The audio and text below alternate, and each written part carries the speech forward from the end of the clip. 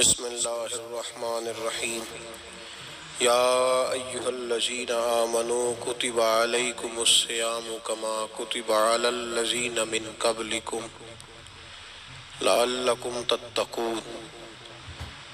قال النبی صلی اللہ علیہ وسلم لکل شیء زکاۃ وزکاۃ الجسد الصوم، او کما قال صلی اللہ علیہ وسلم صدق اللہ العظیم وصدق رسولہ النبی الکریم۔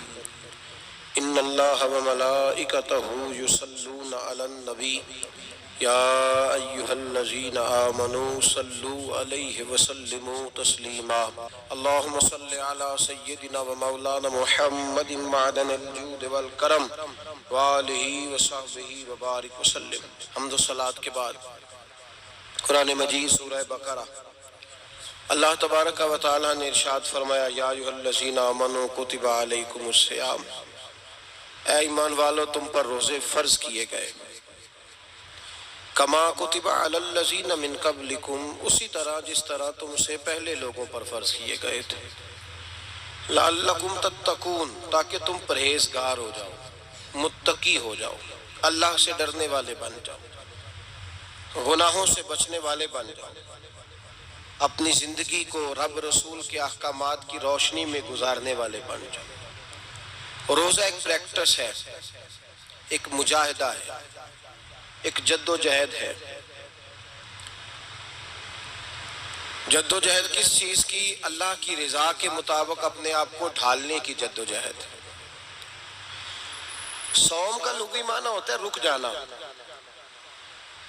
حلال رزق سامنے پڑا ہے، حلال مشروب سامنے پڑا ہے، حلال رشتہ بیوی کا موجود ہے، لیکن ان سب چیزوں سے حالت روزہ میں رکنا، اللہ کی رضا کے لیے رکنا، اس کا نام روزہ ہے۔ صوم کا معنی رکنے کے ہیں، پرہیز کرنے کے ہیں، بچنے کے ہیں۔ ہر چیز موجود ہے لیکن اللہ کا حکم نہیں ہے تو لہٰذا کھا نہیں سکتے۔ تو رب فرماتے جب جائز چیزیں تو میری مرضی کے بغیر میرے حکم کے نہیں کھا سکتا، تو نے رکنا ہے تو حرام کیسے کھا لیتا ہے؟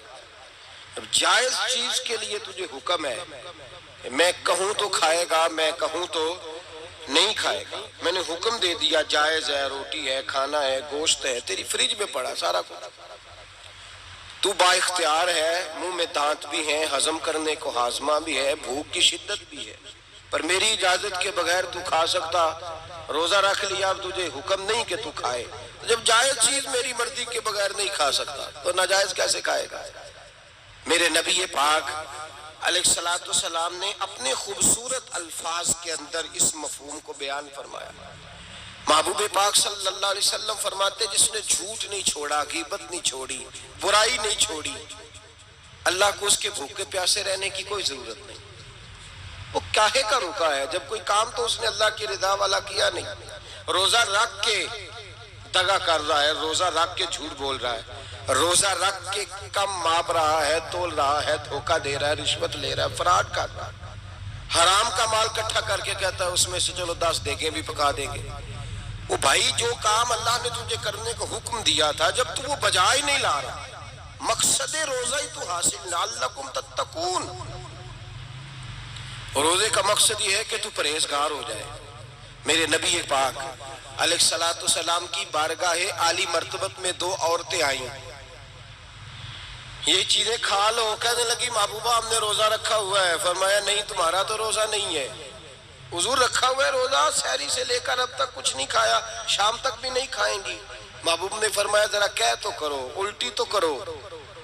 کہہ کی تو ان کے حلق سے خون بھی نکلا اور گوشت کے لوتھڑے بھی نکلے، پھوٹیاں بھی نکلی۔ نبی پاک نے فرمایا وہاں بیٹھ کے تم نے اپنے جاننے والوں کی غیبت نہیں کی، چغلی نہیں کھائی؟ خاموش ہو گئیں، گردنیں جھک گئیں۔ نبی پاک نے فرمایا تم نے قرآن نہیں پڑھا کہ جو اپنے بھائی کی غیبت کرتا ہے وہ مردہ بھائی کا گوشت کھاتا ہے؟ تو گوشت کھا کے بھی تمہارا روزہ رہ گیا ہے۔ کس طرح کا روزہ ہے کہ صاحب روزہ رکھ کے نہ رکھنے والوں پہ تنقید کر رہے ہیں، تراویحاں پڑھ کے نکلے ہیں تو کہتے ہیں میں اکیلا ہی نیک ہوں، باقی تو محلے میں کوئی پڑھتا ہی نہیں۔ یہ کیسا تیرا روزہ ہے کہ تو روزہ رکھ کے تو اس کے مقصد کو نہیں سمجھا؟ لعلکم تتقون، روزہ دار تو وہ ہے کہ روزہ رکھا ہوا ہے، کھانے بھی سے رکا ہے، پینے سے بھی رکا ہے، عمل زوجیہ سے بھی رکا ہے، پھر وہ جھوٹ سے بھی رکے، غیبت سے بھی رکے، بدنگاہی سے بھی رکے، حرام خواری سے بھی رکے ساری چیزوں سے۔ یہ بتلائیے کہ روزے کی حالت میں اپنی بیوی کے پاس جانا منع ہے تو غیر محرم کو دیکھنا جائز ہے؟ ہمارے ٹی وی پہ میں نے پہلے بھی کہا تھا کہ ہم ٹھیکیدار اور ذمہ دار نہیں ہیں مذہب کے۔ یہاں ہمارے آنے سے پہلے بھی کوئی بیٹھا تھا، ہم مریں گے تو یہاں ہم سے بڑے بڑے نیک لوگ بیٹھیں گے، کوئی بندہ ذمہ دار نہیں ہے۔ بڑے بڑے کج کلا، صاحب جبہ و دستار، بڑے بڑے صاحب بصیرت، آئمہ، فقہاء، علماء، زعماء، نقباء، صوفیاء، اولیاء، غوث، کتب، ابدال، اوتاد، کتب الاقطاب، جانے کون کون آئے، علماء آئے، مفسرین آئے، محدثین آئے، گزر گئے۔ ہم تو خاک نشین لوگ ہیں، تھوڑا کام کرنے والے، تھوڑی صلاحیت رکھنے والے۔ لیکن بھائی اگر کرتے ہیں تو ایک کام کرتے ہیں، ساتھ دوسرا نہیں کرتے۔ یہ کس طرح کا دین سکھانے لوگ نکلے کہ شوال سے لے کر شعبان تک گانا سنایا جائے گا، شعبان سے لے کر شوال تک ناچ گانا کیا جائے گا، شوال سے لے کر شعبان تک دھما چوکڑی ہوگی، رمضان آئے گا تو حدیثیں سنائی جائیں گی، رمضان آئے گا تو لوگوں کو قرآن پڑھ کے سنایا جائے گا۔ یہ مذہب بانج نہیں ہے، ایک گویے مذہب سکھائیں گے، ایکٹر مذہب سکھائیں گے۔ یہ مذہب بانج نہیں ہے کہ ایک گلاس کے اندر پہلے شراب پی لو، پھر اسی گلاس میں رمضان آئے تو شہد بانٹنا شروع کر دو۔ یہ بانج نہیں، یہ میرے رسول اللہ کا مذہب ہے۔ اگر تمہیں شوق ہے دین سیکھنے سکھانے کا، یکم رمضان کو توبہ کرو اور کہو کہ ہم ٹی وی پہ بیٹھ کے حدیثیں سنائیں گے تو سارا سال سنائیں گے، اور جس زبان سے حدیث نکلے گی پھر اس سے کبھی گندا گانا نہیں نکلے گا، پھر کبھی ناچ گانا نہیں ہوگا۔ یہ کون سا مذہب ہے جو بیویاں سکھا رہی ہیں؟ یہ کون سا دین ہے جو عورتیں سکھا رہی ہیں؟ میرے رسول پاک صلی اللہ تعالیٰ علیہ وآلہ وسلم کا وہ مذہب ہے کہ میرے اعلیٰ حضرت فاضل بریلوی رحمت اللہ علیہ نے فرمایا، مرد کے لیے جائز نہیں کہ وہ عورت کی زبان سے میلاد بھی سنے، نعت بھی سنے۔ مرد کے لیے جائز نہیں، مرد کو مرد سکھائے گا، عورت سکھائے گی تو عورتوں کو سکھائے گی۔ بے شک آپ سویرے فتویٰ دیجئے کہ چھوٹی سی مسجد میں بیٹھ کے، چھوٹے سے کونے میں بیٹھ کے چھوٹا سا مولوی، اور وہاں تو اتنے بڑے مفتی ٹی وی پہ بیٹھے ہوئے، وہ غلط ہے تو صحیح ہے کیسے ہو گئے؟ سنو، میرے نبی پاک علیہ السلام کے مذہب کا حسن یہ ہے کہ اسلام کہتا ہے ایک نظر بی بی کو دیکھا کسی نے غلطی سے تو معافی ہو جائے گی، دوسری نظر شہوت سے دیکھا تو حرام ہے اس کے لیے، وہ پاکستان کا مولوی ہو یا سعودی عرب کا شاہ ہو، کسی کے لیے عورتوں کے بیچ پھرنا اٹھنا بیٹھنا جائز ہے۔ میرے نبی پاک صلی اللہ تعالیٰ علیہ وسلم نے فرمایا ہے میں عورتوں سے مصافحہ کرنے نہیں آیا، اور میرے نبی پاک صلی اللہ علیہ وسلم نے فرمایا ہے، حضور فرماتے ہیں لیکن نا کتا بالکل ناپاک نہیں ہوتا، کتے کا تھوک ناپاک ہوتا ہے، یا کتا گیلا ہو جائے تو ناپاک ہوتا ہے، لیکن خنزیر سارا ناپاک ہوتا ہے، کل ناپاک ہے خنزیر۔ نبی پاک نے فرمایا خنزیر بھی ہو اور گند میں لتھڑا ہوا بھی ہو، پیشاب میں لتھڑا ہوا ہو، گوبر میں لتھڑا ہوا ہو، پخانے اور فضلے میں لتھڑا ہوا خنزیر ہو، اس کا جسم تیرے ساتھ ٹکرا جائے تو اتنا برا نہیں جتنا غیر محرم عورت کا وجود تیرے ساتھ ٹکرا جائے تو برا ہے۔ اس حد تک میرے نبی پاک صلی اللہ علیہ وسلم، اور گنبد کے معاملے میں فتویٰ دینے والے، یا رسول اللہ کہنے پر کفر کا فتویٰ دینے والے اور بڑی بڑی باتیں کرنے والے خاموش کیوں ہو گئے؟ یا ایھا الذین آمنوا لا تتخذوا اليہود والنصارى اولیاء، رب فرماتا ہے یہودیوں اور عیسائیوں کو دوست نہ بناؤ، یہ تمہارے دوست ہو سکتے، یہ تمہارے سجن ہو سکتے؟ جب عرش کا مالک کہہ رہا ہے سجن نہیں ہو سکتے تو دوستی کی بات کیسے بڑھا رہا ہے؟ یا رسول اللہ ہمارے سجن کون ہو سکتے ہیں؟ فرمایا تمہارا دوست وہ ہو سکتا ہے جو محمد عربی کا غلامی کرنے والا ہو، جو رسول اللہ کی نوکری کرنا ہو دوست ہوگا۔ دوسرا دوست ہو سکتا؟ کوئی ایکٹر مذہب نہیں سکھائے گا، کوئی گویہ مذہب نہیں سکھائے گا۔ حضرت جناب سیدنا جنید بغدادی، بغداد کے پیر سے کسی نے پوچھا تھا آج سے 1100-1200 سال پہلے، وہ تو زمانہ ویسے نیکی اور پرہیزگاری کا تھا، کہا بابا جی مرد اور عورت نیک ہو، بغیر پردے کے، بغیر حجاب کے، بغیر دیوار کے بیٹھ کر ایک دوسرے کو دین سکھا سکتے ہیں؟ حضرت صاحب بتائیے، مرد اور عورت نیک ہو تو بغیر پردے اور حجاب کے ایک دوسرے کو دین سکھا سکتے ہیں؟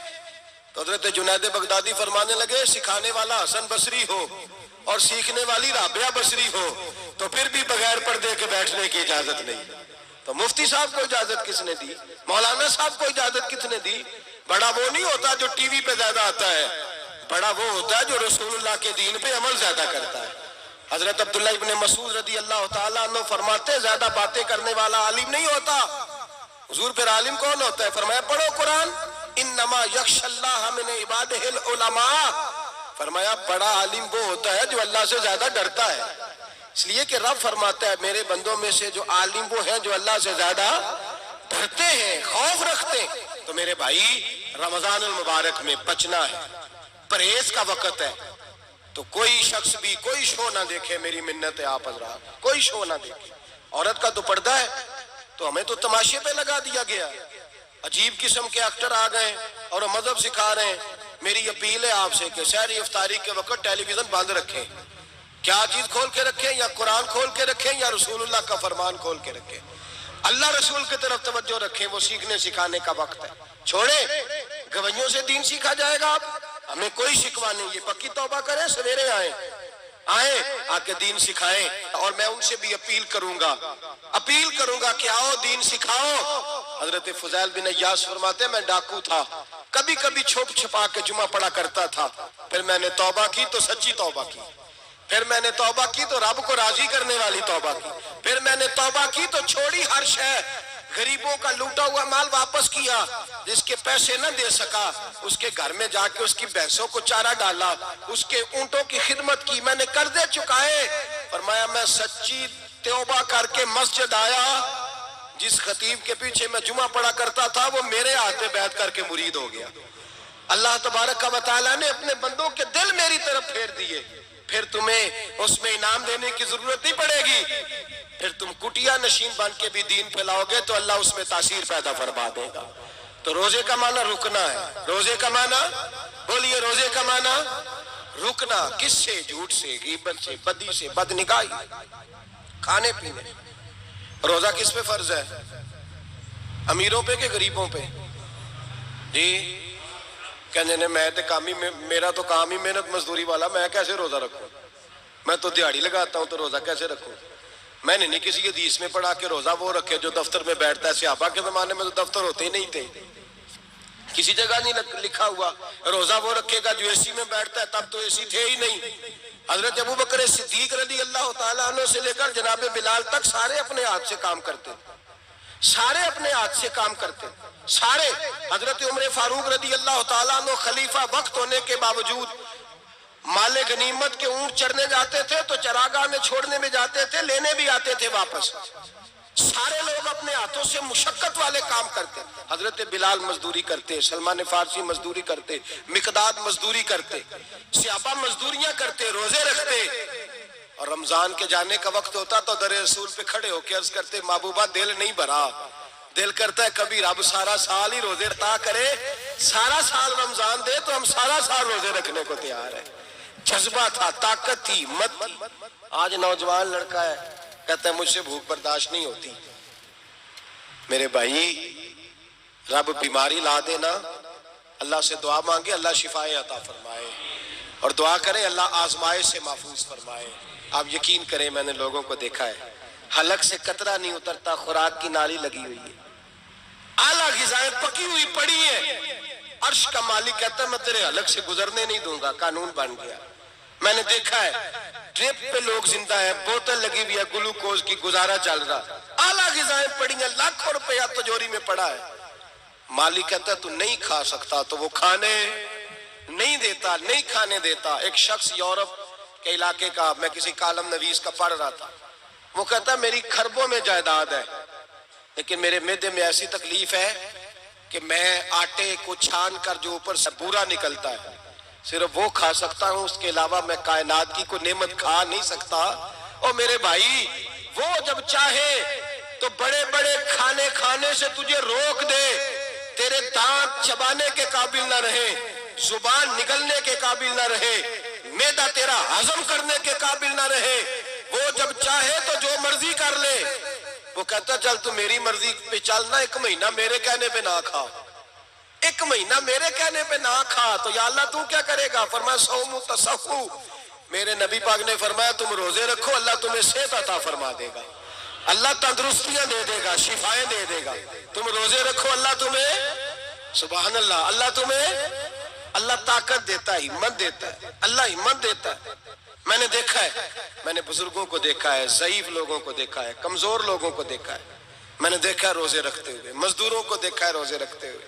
میں اپنے ابا جی کو کہتا ابا جی اتنی سخت گرمی اور مزدوری آپ کرتے اور مزدوری کے عالم میں روزہ رکھتے، تو کہتے پتر روزہ کی آندا ہے، روزہ کدوں کو جاندا ہے، روزہ اپنی جگہ تے مزدوری اپنی جگہ ہوتے۔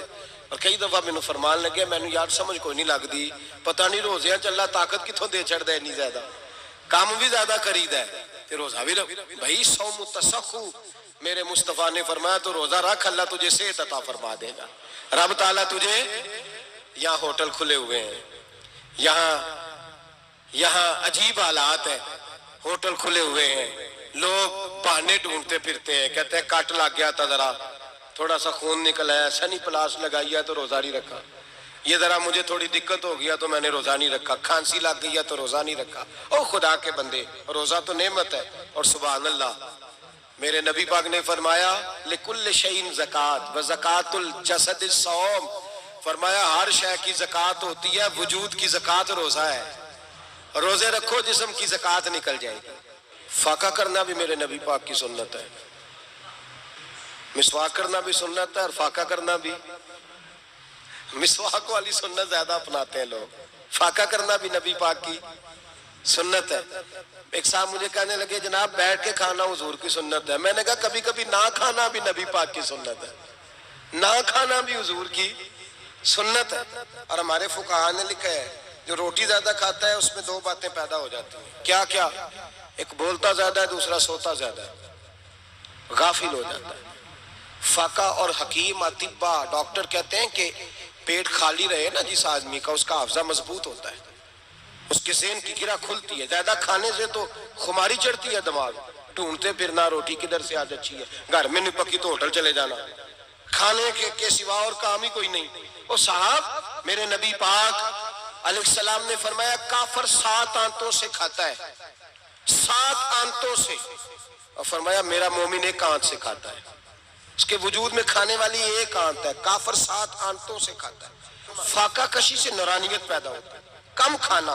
دیکھیں نا نبی پاک صلی اللہ علیہ وسلم نے اللہ سے فاقہ مانگ کے لیا ہے، یا اللہ 1 وقت روٹی دے، 1 وقت کا فاقہ دے، مانگ کے لیا ہے نبی پاک نے، مانگ کے۔ حضرت ابو ہریرہ رضی اللہ تعالیٰ عنہ فرماتے ہیں بھوک زیادہ لگتی تھی نا جب مجھے، تو میں حضرت عمر سے، ابو بکر سے، عثمان، مولا علی سے کوئی مسئلہ پوچھ لیتا تھا، اور جب میں مسئلہ پوچھتا تھا تو وہ مجھے روٹی کھلا دیتے تھے، جب میں ان سے مسئلہ پوچھتا تو وہ مجھے، حضرت ابو ہریرہ فرماتے ہیں مجھے بھوک لگی، میں حضرت عمر کے پاس گیا، ان سے مسئلہ پوچھا، ان کا رواج تھا جب میں مسئلہ پوچھتا تو پہلے روٹی کھلاتے۔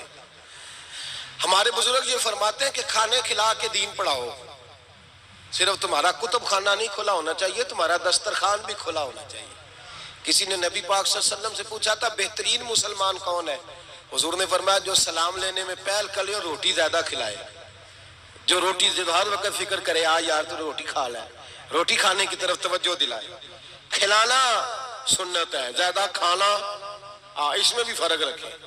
تو نبی پاک صلی اللہ علیہ وسلم کے صحابی حضرت ابو ہریرہ رضی اللہ تعالیٰ عنہ فرماتے ہیں میں نے حضرت عمر سے مسئلہ پوچھا، میں نے کہا حضور مسئلہ بتائیں، تو کہتے پہلے ان کی عادت تھی جب میں مسئلہ پوچھتا تو روٹی بھی کھلاتے، آج انہوں نے مسئلہ ہی بتایا ہے، روٹی کوئی نہیں کھلائی۔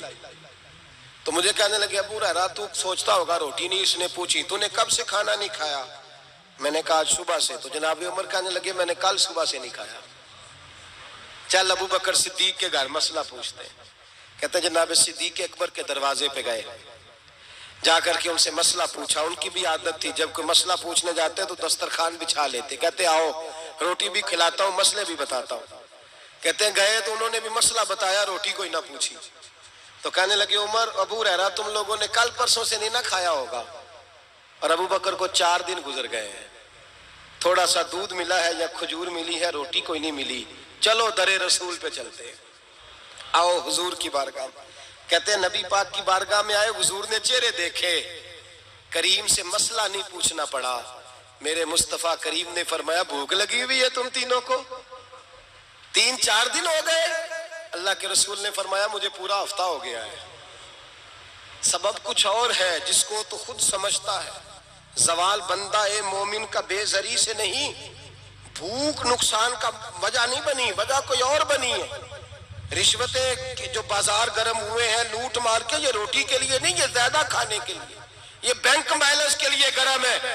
یہ لوٹ مار کا مقصد کوٹھیاں بنانا ہے، روٹی کا تو رب کریم کا وعدہ ہے۔ جو روز روتا ہے شام کو کہ میرا کاروبار کوئی نہیں، اصل میں کہتا ہے بنگلہ کوئی نہیں، اصل میں کہتا ہے کار کوئی نہیں، پجارو کوئی نہیں، روٹی تو اللہ عطا فرماتا ہے، اس کا وعدہ ہے۔ فرمایا حضور نے 3 دن بیت گئے، چلو۔ میرا بے تکلف صحابی ہے ابو الحسن انصاری، وہ بڑے نصیب والے ہوتے ہیں جن کو میرے نبی پاک خود کہتے تھے کہ تیری فلانی ذمہ داری ہے۔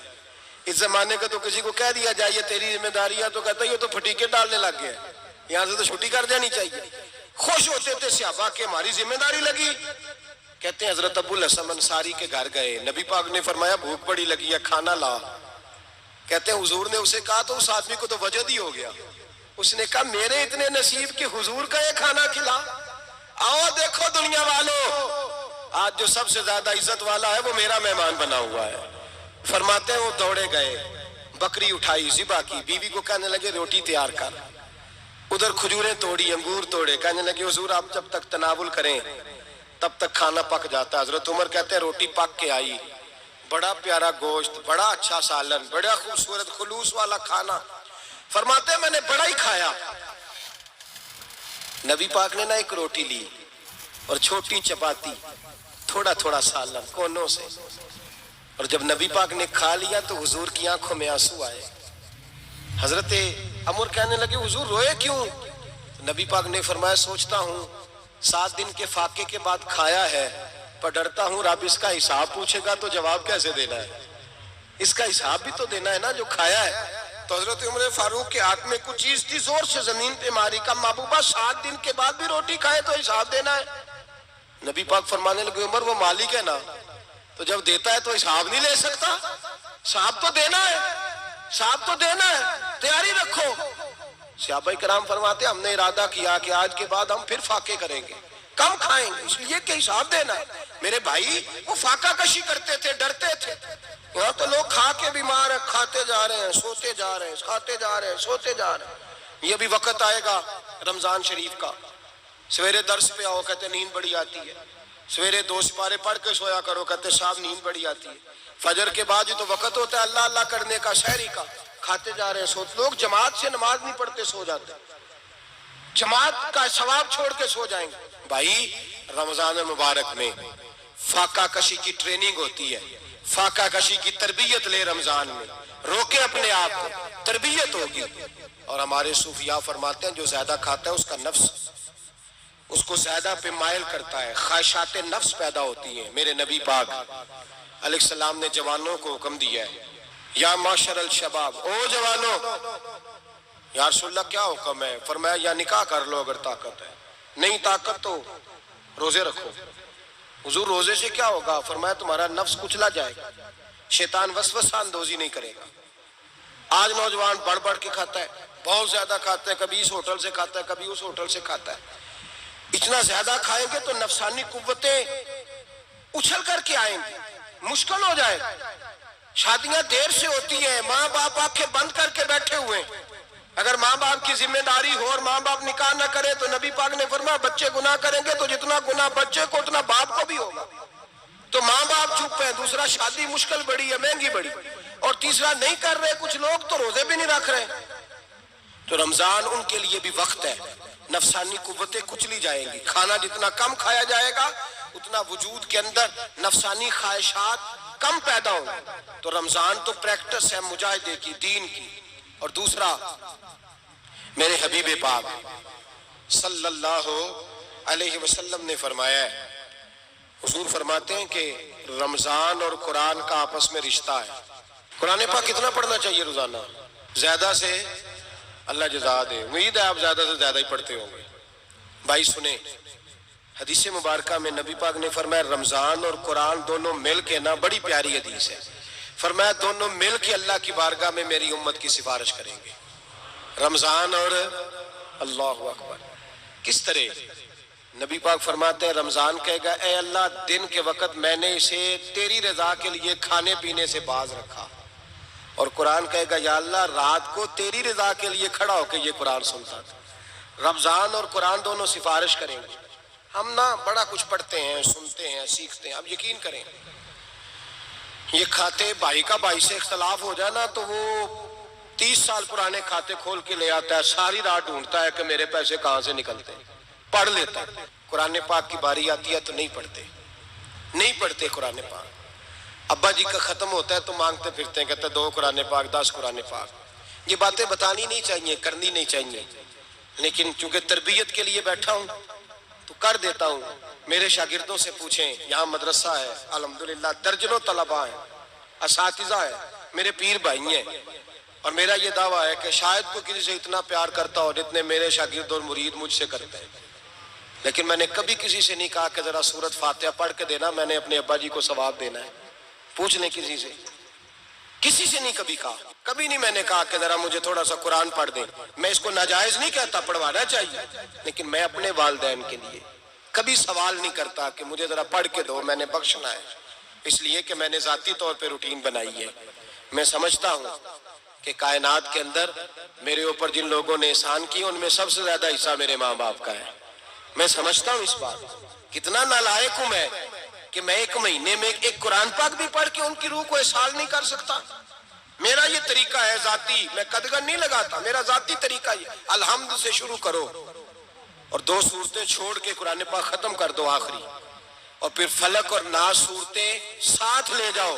یہاں بیٹھ کے سالے ثواب نہیں کرنا، ختم نہیں دلانا، ساتھ لے جاؤ، قبر پہ کھڑے ہو جاؤ اور فلق اور ناس سورتیں قبر پہ بیٹھ کے تلاوت کرو، اور جو قرآن مجید پڑھا ہے ان کی روح کو وہاں احسال کرو۔ او بھائی، اولاد جب ماں باپ کے لیے پڑھتی ہے تو اسے کہنا نہیں پڑتا اللہ بخش دے، اس لیے کہ اولاد کی نیکیاں خود بخود ماں باپ کے کھاتے میں جمع ہوتی ہیں، خود نیکیاں جمع ہوتی ہیں۔ میرے بھائی تو بچوں سے یہ تو مطالبہ کرتا ہے کہ بیٹا اس سال رمضان المبارک میں میرے لیے ستو ضرور بنانا، فلانی چٹنی ضرور تیار کرنا، یہ کیوں نہیں کہتا بیوی سے کہ ڈشیں کم بنانا؟ تو بھی بیٹھ کے قرآن پاک پڑھ، میں بھی قرآن پاک پڑھتا ہوں۔ ادھر آؤ بیٹا یہاں بیٹھ کے تلاوت کرو، میں بھی کرتا ہوں۔ بیٹی ادھر آؤ بیٹھ کے قرآن پاک پڑھو۔ کتنا وقت لگتا ہے؟ حافظ اور قاری اور علماء اگر پڑھے تو 20-25 منٹ لگتے ہیں قرآن پاک کا سپارہ پڑھنے، اور اٹک اٹک کے پڑھنے والا بھی پڑھے تو 1 گھنٹہ لگ جائے گا۔ اور میرے نبی پاک صلی اللہ علیہ وسلم نے فرمایا جو قرآن پڑھتے ہوئے اٹکتا ہے اللہ اسے ڈبل ثواب عطا فرماتا ہے۔ فرمایا جو زبانی پڑھے سنگل ثواب، جو دیکھ کے پڑھے اسے ڈبل ثواب۔ حضور کیوں؟ فرمایا اس لیے کہ میرا قرآن دیکھنے پہ بھی اللہ ثواب عطا فرماتا ہے، قرآن دیکھنے پہ بھی اللہ ثواب دیتا ہے، دیکھنے کا بھی ثواب ہے۔ رمضان شریف میں قرآن پاک پڑھے، کھول کے پڑھے، اور میرے بھائی اگر تیرا بچہ پڑھے، اگر تیری بیٹی پڑھے، کائنات کا خوش نصیب باپ وہ ہے کہ بیٹا قرآن پڑھے، چاہے ناظرہ ہی پڑھے، اس کی بیٹی پڑھے۔ زندگی میں انہیں اس کام پہ لگا جاؤ، مرنے کے بعد بھی پڑھیں گے۔ امام جلال الدین سیوطی شافعی رحمت اللہ علیہ فرماتے حضرت عیسیٰ قبر کے پاس سے گزرے، قبر پہ عذاب ہو رہا تھا، اللہ کا غضب برس رہا تھا، جناب عیسیٰ استغفار پڑھتے ڈرتے گزر گئے۔ تھوڑی دیر کے بعد، چند گھنٹوں کے بعد گزرے تو اسی قبر پہ پھول کھلے ہوئے تھے، رحمت برس رہی تھی۔ حضرت عیسیٰ علیہ السلام عرض کرنے لگے مولا تو بے نیاز ہے، میری طاقت نہیں تیرے کاموں میں بولنے کی، پر ابھی تو یہاں عذاب ہو رہا تھا، ابھی رحمت برس رہی ہے۔ جناب عیسیٰ کہتے ہیں آواز خدا بندی آئی، عیسیٰ بندہ بڑا گناہگار تھا، پاپی تھا، مجرم تھا، خطا کار تھا، لیکن جب اس کا انتقال ہوا، اس کی بیوی حاملہ تھی، اس کے پیٹ میں بچہ تھا، بچہ اس کے انتقال کے بعد پیدا ہوا، آج وہ 4-4.5 سال کا ہوا ہے، مکتب میں گیا ہے، مدرسہ میں گیا ہے، استاد نے بسم اللہ شریف پڑھائی ہے، فرمایا اس نے توتلی زبان سے کہا ہے بسم اللہ الرحمن الرحیم، کہ عیسیٰ مجھے بتلا اس زمین پر وہ معصوم جسے ابھی رحمان اور رحیم کہنا نہیں آتا، وہ توتلی زبان سے مجھے رحمان اور رحیم کہے، اور میں اسی زمین پہ اس کے باپ کو عذاب دوں؟ فرمایا اس نے ایک بار رحمان اور رحیم کہا ہے، میں نے اس کی باپ کی قبر کو نور سے معمور فرما دیا ہے، نور سے بھر دی ہے قبر، برکت سے بھر دی ہے۔ اللہ کرے میرے بیٹے بھی قرآن پڑھیں، اللہ کرے میری بیٹیاں بھی قرآن پڑھیں، اللہ کرے ہم سب کی اولادیں قرآن پاک پڑھیں۔ لیکن نا امام اعظم ابو حنیفہ رمضان میں 61 قرآن پاک پڑھتے تھے۔ کتنے؟ 60 تے ایک، اللہ اکبر۔ ایک قرآن پاک دن میں پڑھتے پورا، ایک رات کو پڑھتے، ایک تراویح میں پڑھتے، 61 قرآن پاک امام صاحب پڑھتے۔ آپ فرماتے میں نے چھوڑ دیے ہیں سارے وظیفے، میں صرف رسول اللہ کا قرآن پڑھتا ہوں۔ رمضان سارا قرآن پاک، سارا رمضان۔ اب تو عادت ہی نہیں رہی ہمیں قرآن پاک کی۔ اگر لوگ ناراض نہ ہوں تو محفل نعت ہوتی ہے تو تلاوتیں کتنی ہوتی ہیں، اور نعتیں ہم نے ذوق ہی نہیں بنایا، ذوق ہی نہیں بنایا ہم نے تلاوت قرآن کا، اس لیے کہ قراء علماء فقراء ان کو ہم تیار ہی نہیں کر رہے، ہم تو ایکٹر پال رہے ہیں جو پیسے لیتے ہیں نعت خوانی کے، معاذ اللہ۔ او میرے بھائی، کیا قرآن میرے نبی کی نعت نہیں؟ حضرت عائشہ صدیقہ رضی اللہ تعالیٰ عنہ کے پاس صحابہ گئے، کہنے لگے اماں جی ہمیں نبی پاک کا اخلاق بتلائیں، تو اماں جی کہنے لگی جاؤ جا کے قرآن پاک پڑھو، کالا خلقہ القرآن، سارا قرآن میرے نبی کے اخلاق کا ہی نام ہے، یہ ساری نعت ہے، یہ ساری نعت ہے۔ اس نعت کو سننے لوگ کیوں نہیں آتے؟ اتنا رش میں اپنے نعت میں اتنا تراویح پہ کیوں نہیں ہوتا؟ اور ملت کا جوان یاد رکھے، بوڑھے تراویحاں پڑھتے ہیں، ضعیف تراویحاں پڑھتے ہیں، گھٹنوں میں درد ہے تراویحاں پڑھتے ہیں، بیمار بوڑھے تراویحاں پڑھتے ہیں، جوان وہاں چوک میں کھڑے۔ کیا جوانی اس لیے ہے چوکوں میں کھڑا ہوا جائے؟ کیا جوانی اس لیے ہے کہ سعودی عرب جانے کے لیے پاسپورٹ بنانا ہو تو 2.5 گھنٹے کھڑا رہے تو؟ شناختی کارڈ کے دفتر تو کھڑا رہے، پروٹیکٹر کے لیے کھڑا رہے، کافروں کے سامنے کاسا لیسی کرنے کے لیے تو کھڑا رہے، تو نوکری پہ جائے تو ساری رات کھڑا رہے، اور تو قرآن کے لیے کھڑا نہیں ہوتا؟ میرے محبوب نے فرمایا من قام ایمانا و احتسابا غفر له ما تقدم من ذنبه، فرمایا جو رمضان المبارک میں اللہ کی رضا کے لیے گناہوں کی معافی کے ارادے سے قیام کرے گا، راتوں کو عبادت کرے گا، اللہ اس کے پچھلے سارے گناہ معاف فرما دے گا۔ نوجوان ارادہ کریں، پروگرام بنائیں کہ انشاءاللہ قرآن پڑھنا بھی ہے، قرآن پڑھوانا بھی ہے، سننا بھی ہے، اور انشاءاللہ بولیے سننا بھی ہے اور پڑھنا بھی ہے اور پڑھانا بھی۔ مت کریں، دلیری کریں، آ کے کھڑے تو ہو، اللہ توفیق عطا کرے گا۔ پہلی بات یہ کہ روزہ رکھیں، دوسری بات یہ کہ قرآن پاک کی تلاوت کریں، اور روزہ رکھیں تو روزے کے سارے حسن سمیت اسے رکھیں۔ نبی پاک نے فرمایا رمضان غمخاری کا مہینہ ہے، غمخاری کریں۔ ہمارے زمانے میں 2 قسم کی تکلیفیں ہیں، ایک تو غریب آدمی، اس کا حال یہ ہے کہ وہ مانگتے ہی گزارا کرنا چاہتا ہے، اس نے ہاتھ یوں کر لیا ہے تو اب اس کا یوں ہونے کو تیار نہیں۔ ضرورت اگر کسی آدمی کو کسی دروازے پہ لے جاتی ہے تو برا نہیں، لیکن سوال کا اپنے اوپر دروازہ کھول لینا یہ ٹھیک نہیں۔ فاقہ کشی پیدا کریں، حوصلہ پیدا کریں، تھوڑے پہ گزارا کرنا سیکھیں۔ غریبوں کو بھی اجازت نہیں کہ وہ نکل کھڑے ہوں میدان میں مانگنے کے لیے، ٹولنیاں نکلتی ہیں رمضان میں، جتھے نکلتے ہیں خیرات کٹھی کرنے والے، بچیں۔ میرے نبی پاک صلی اللہ علیہ وسلم نے فرمایا جس نے بغیر ضرورت کے سوال کیا، جب قیامت کے دن آئے گا تو اس کے چہرے کے اوپر گوشت نہیں ہوگا، صرف ڈھانچہ ہی ہوگا۔ اتنی بھیانک صورت میں آئے، بغیر اشد ضرورت کے سوال نہ کر، کبھی سوال نہ کر۔ اور امیروں سے گزارش ہے کہ رمضان ہمدردی کا مہینہ ہے، ہمدردی کریں تو سامنے والے کی عزت کا بھی خیال کریں۔ یہ بات درست ہے کہ غریب سیاڑا نہیں ہوتا، اس لیے کہ جس کی جیب میں پیسے نہیں ہوتے بھائی اسے عقل بھی نہیں ہوتی، جس کے گھر کار نہیں ہوتی اسے چلانے کا طریقہ، جس کے گھر اوون نہیں ہوتا اسے چلانے کا طریقہ بھی نہیں آتا، جس کے گھر میں چیزیں ہوتی ہیں اسے چلانا بھی آ جاتا ہے، جدے گھر دانے اودے کملے بھی اس کے سیانے ہو جاتے ہیں۔ تو چودھری صاحب، سیٹھ صاحب، نواب صاحب آٹا تقسیم کرتے ہیں، کھڑے ہو کے فوٹو کھچاتے ہیں، فیس بک پہ دیتے ہیں، اور ایک آٹے کا تھیلا اور 10 اخباروں میں فوٹو۔ اللہ سے ڈریں، رمضان ہمدردی کا مہینہ، ہمدردی کا۔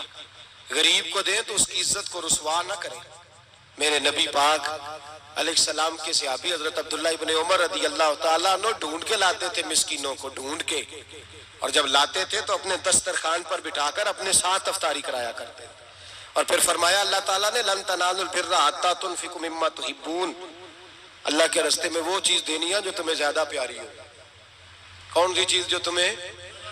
میں تھوڑا سا بے باک ہوں، بعض دوستوں کے ساتھ، سب کے ساتھ نہیں۔